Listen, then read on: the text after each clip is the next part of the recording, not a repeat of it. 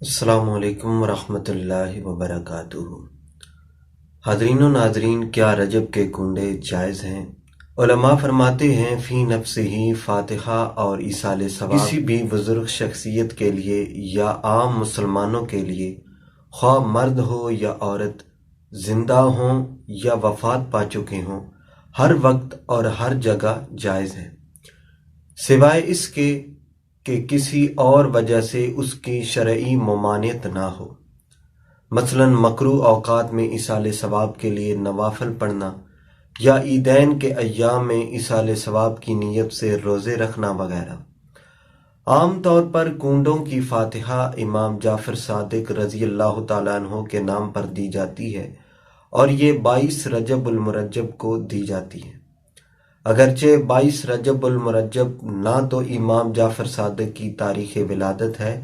اور نہ ہی تاریخ وفات، لیکن تاریخ ولادت و وصال کے علاوہ بھی ایصال ثواب کے لیے فاتحہ دی جا سکتی ہے۔ ہاں، البتہ اگر عقیدہ یہ ہو کہ رجب سے پہلے یا بعد میں یہ فاتحہ نہیں دی جا سکتی، بس اسی دن اور تاریخ میں اہتمام لازمی ہے، ایک خاص مقام پر کنڈے یا کھانا رکھ کر فاتحہ دی جا سکتی ہے، دوسری جگہ پر نہیں، یا خاص کنڈوں کے علاوہ کسی اور حلال چیز پر فاتحہ نہیں دی جا سکتی، تو ایسا تعین دلیل شرعی کے بغیر ناجائز اور حرام ہے، کیونکہ تعین شرعی جس میں کسی خاص وقت، دن، تاریخ، جگہ اور چیز کے التزام پر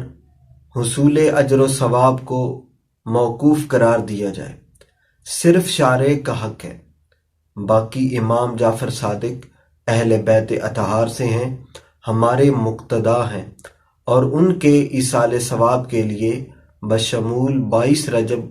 کسی بھی دن فاتحہ جائز ہے۔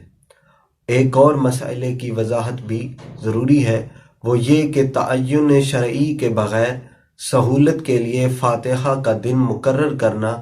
اسی طرح جائز ہے جیسے ہم اپنی دنیاوی اور سماجی تقریبات کے لیے ایام کا تعین کرتے ہیں، جیسے شادی، نکاح، ولیمہ وغیرہ۔ اسی طرح بزرگان دین کے ایام وصال کو آراس اور ایصال ثواب کے لیے مقرر کر دیتے ہیں تاکہ سب لوگوں کو علم ہو جائے۔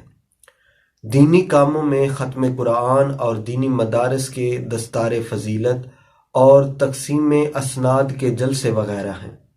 امام احمد رضا خان رحمۃ اللہ علیہ نے اپنے رسالہ میں شیخ عبدالحق محدث دہلوی اور دیگر حوالہ جات کے ساتھ لکھا ہے کہ اموات کی ارواح ہر شب جمعہ، عیدین کے روز، عاشوراء اور شب برات کے مواقع پر اپنے مکانات پر آتی ہیں اور غمگین آواز میں صدا دیتی ہیں کہ اے میرے آل و اولاد اور قرابت دارو، میرے ایصال ثواب کے لیے صدقہ دے کر مجھ پر مہربانی کرو۔ انہوں نے یہ بھی لکھا ہے کہ اگرچہ ان میں بعض روایات ضعیف ہیں لیکن سب ضعیف نہیں ہیں۔ امام جعفر صادق رضی اللہ تعالیٰ عنہ کی تاریخ وصال کی بامشہور قول ہے کہ ماہ شوال میں ہے، اور ایک قول کی روح سے 15 رجب کو ہے۔ دعا اللہ کریم ہمیں حق بات کو سمجھنے اور اس پر عمل کرنے کی توفیق نصیب فرمائے، آمین ثم آمین۔ یا رسول اللہ، یا حبیب اللہ، یا رسول اللہ، یا حبیب اللہ، تیرے ہوتے جنم لیا ہوتا، پھر کبھی تو تجھے ملا